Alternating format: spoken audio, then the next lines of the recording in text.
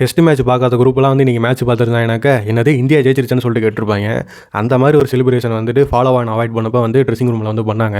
Day 4 ஸ்டார்டிங்கில் வந்துட்டு 51 for 4 ஒரு பரிதாபகரமான நிலைமையில் வந்து நம்ம வந்து பேட்டிங் ஆட வந்தோம். ரோஹித் சர்மா 10 ரன்னுக்கும் நிதிஷ் ரெட்டி வந்துட்டு ஒரு 16 ரன்னுக்கும் வந்து அவுட் ஆனாங்க. இவங்க 2 பேரும் செஞ்சுரி அடிப்பாங்கன்னு சொல்லிட்டு நான் எதிர்பார்த்தேன். நீங்களாம் எதுக்கிட்ட எதிர்பார்த்தேன்ற மாதிரி KL ராகுல் 84 ரன்ஸ்லையும் ரவீந்திர ஜடேஜா வந்துட்டு 77 ரன்ஸ்லையும் வந்து அவுட் ஆனாங்க.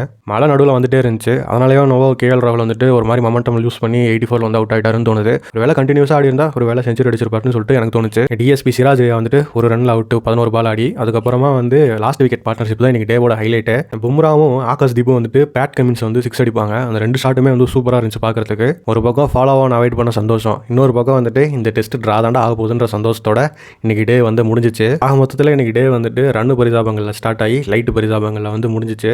ஸோ இதுதான் வந்து Day 4 ரிவ்யூ. Day 5 ரிவ்யூ நம்ம நாளைக்கு பார்க்கலாம். இன்ஸ்டாவில் பார்த்துட்டு இருந்தீங்கன்னா ஃபாலோ பண்ணிருங்க. யூடியூப்ல பார்த்துட்டு இருந்தீங்கன்னா மறக்காம சப்ஸ்கிரைப் பண்ணிருங்க. பாய்.